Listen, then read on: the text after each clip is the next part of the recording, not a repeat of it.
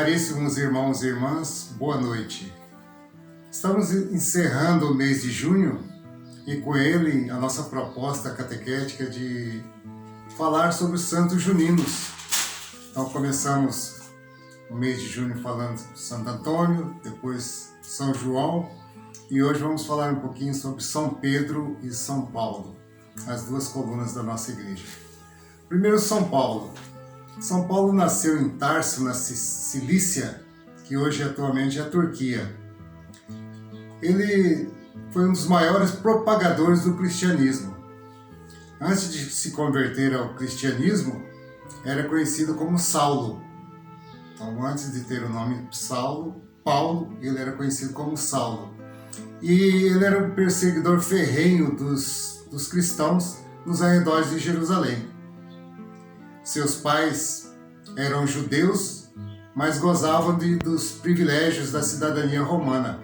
Ele foi encaminhado muito cedo, ainda na adolescência, para Roma, e ali ele começou a estudar os sinóticos, a religião judaica, o fariseísmo. E por conta disso, ele cresceu nesse ambiente, que não se dava com os cristãos, porque ele entendia que a religião certa era a religião que seguia a lei mosaica, era o farisaísmo. Por conta disso, ele era um ferrenho perseguidor dos cristãos. Até que um dia, indo para Damasco, numa missão de também prender alguns cristãos, ele teve uma visão muito clara, uma visão incandescente de Jesus, que apareceu para ele, e o cavalo dele se assustou, caiu, e ele também veio a cair. Naquele momento, Jesus o indagou sobre por que perseguia, e disse: Saulo, Saulo, por que me persegues? Nesse momento, ele entendeu que, perseguindo os cristãos, ele perseguia o próprio Jesus. E disse: Senhor, o que queres que eu faça? A partir daquele momento, com aquele clarão e aquela voz de Jesus, Saulo ficou cego. E assim ele permaneceu por 3 dias nessa cegueira. Até que Jesus chamou Ananias e disse: Ananias, você vai procurar Saulo e põe a sua mão sobre ele, porque ele é o meu escolhido. Eu o escolhi para ser anunciador do meu evangelho. E você vai batizá-lo. E Ananias foi, meio a contragosto. Ele, no princípio, não queria, não aceitou, porque ele sabia que Saulo era um grande perseguidor dos cristãos. E ele tinha medo, Mas, como era o pedido de Jesus, ele foi. Procurou Saulo, se apresentou, depois de 3 dias da sua queda, da sua visão. E ele aceitou receber Ananias. Ananias impôs a mão sobre sua cabeça, fez uma oração e o batizou.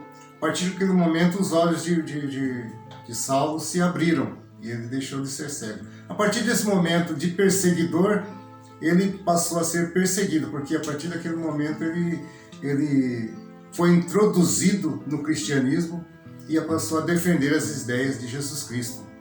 E aí começa a sua saga, a sua caminhada apostólica por várias regiões da Cesareia, da Judéia, por todos os cantos onde ele procurava levar a palavra de Deus e converter aquelas pessoas que ainda não eram cristãos. E ele fez isso muito bem. Por isso que ele é tido como um dos pilares da nossa igreja. Falando agora sobre Pedro, o apóstolo Pedro, apóstolo gentios, Pedro de Tarso. Tarso foi Paulo. Foi apóstolo de Cristo, um dos seus primeiros discípulos, considerado o fundador da igreja cristã em Roma. E o seu primeiro papa também, Então São Pedro foi o primeiro papa da igreja cristã em Roma. As principais fontes que relatam a vida desse santo são os evangelhos, 4 evangelhos canônicos, pertencentes ao Novo Testamento, escritos originalmente em grego e em diferentes épocas, por Mateus, Marcos, Lucas e João. E também se encontra relatos de sua vida nos Atos dos Apóstolos, também no Novo Testamento, e nas suas epístolas escritas por São Pedro. Nasceu em Betsaída, na Galileia. Ele era filho de Jonas, irmão do apóstolo André. O seu nome de nascimento era Simão ou Simeão. Sua profissão era pescador e trabalhava com o irmão e o pai. Por indicação de João Batista, Pedro foi levado por seu irmão André para conhecer Jesus Cristo. E nessa ocasião do seu primeiro encontro com Jesus, Jesus disse para ele que o nome dele era Kéfia, ou Cefas, que significa em aramaico Pedro. Então, nesse primeiro encontro, Jesus o chamou de Kéfa, ou Cefas, que significa Pedro em aramaico, ou Petrus em grego. Aramaico e grego eram as duas línguas usualmente faladas por Jesus. Nessa época, Pedro morava em Cafarnaum com a família e sua mulher. Discípulo e apóstolo. Por que é discípulo e apóstolo? Porque ele era o mais íntimo de Jesus Cristo. E essa intimidade por Jesus Cristo fazia com que ele cuidasse com extremo zelo daquela amizade, daquela relação que ele tinha com o Senhor. E essa amizade, esse zelo extremado de Pedro para com Cristo era marcado por atitudes impulsivas. Uma delas, quando ele usou a espada para defender o seu mestre, né? E também dizem que o primeiro lugar nas listas de todos os discípulos é sempre o seu nome. Pedro aparece sempre em primeiro lugar na lista dos discípulos. Sua posição se firmou mesmo diante da declaração de Jesus, quando Jesus disse para ele: "Por isso eu lhe digo, tu és Pedro, e sob esta pedra eu edificarei a minha igreja, e as portas do inferno não prevalecerão contra ela. E te darei ainda as chaves dos céus.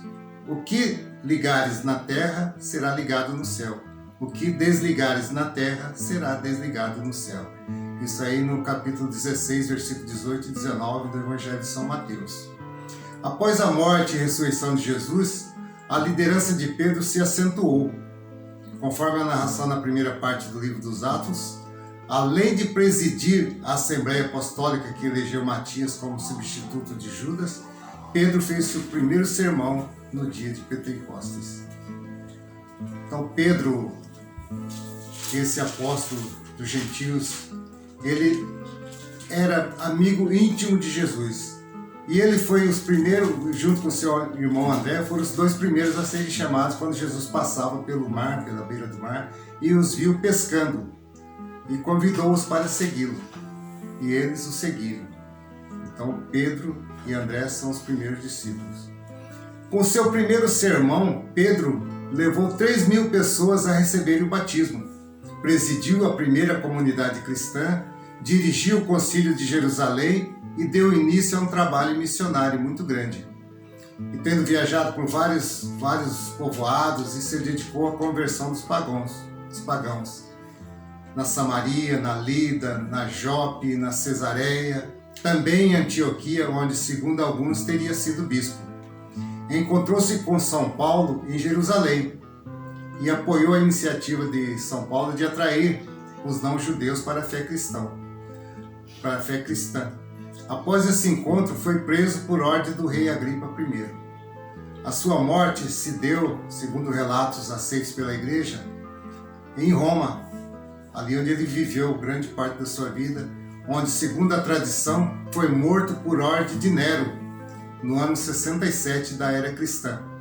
Foi crucificado de cabeça para baixo, segundo o seu desejo. Então ele manifestou esse desejo: eu quero morrer pela vida da minha igreja, pela vida do meu Cristo, mas eu não quero morrer como mestre, porque eu não sou digno disso. Então ele foi crucificado de cabeça para baixo, segundo o seu desejo.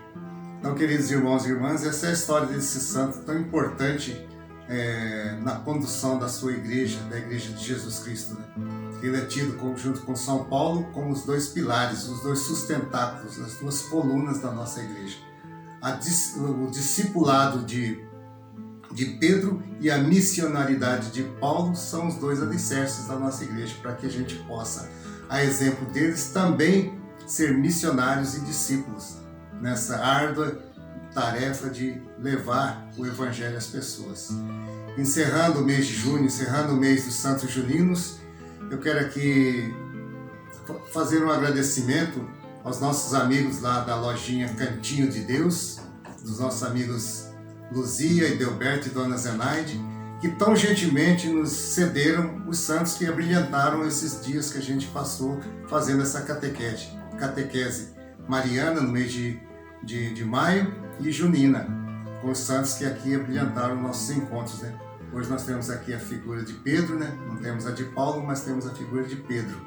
Daqui essa imagem nos foi cedida gentilmente pelos nossos amigos lá da loja Cantinho de Deus, para a qual pedimos que vocês, se puderem, façam uma visita. Lá tem vários artigos religiosos, objetos de decoração, objetos para presente. Então é uma loja muito linda, vocês vão ficar contentes de ir na loja. Encerro aqui a minha catequese junina, pedindo a Deus que nos abençoe a todos, que proteja nesse tempo difícil, né? E que São Paulo e São Pedro esteja sempre à frente para nos orientar nessa caminhada para Deus.